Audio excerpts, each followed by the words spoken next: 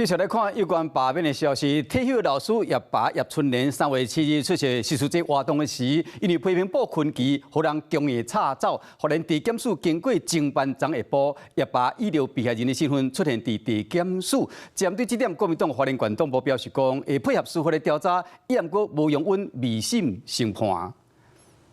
他说报道是4点。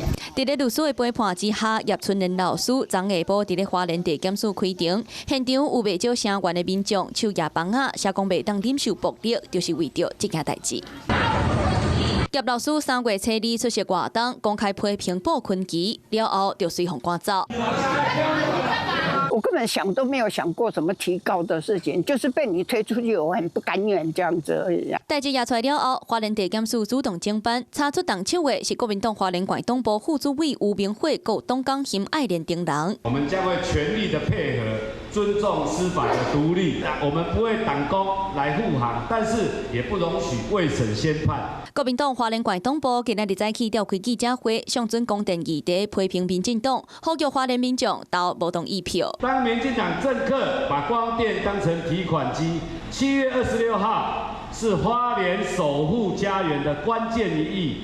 我们呼吁大家勇敢地站出来，投下反对罢免的一票。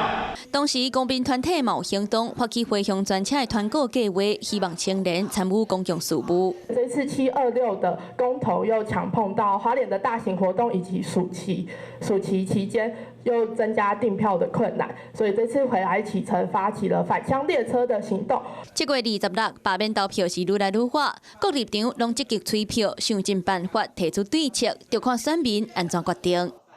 Hello， 我是蒋欣梅。想要抢先掌握最及时的新闻资讯吗？赶快订阅、按赞、开启小铃铛，锁定华视新闻 YouTube 频道。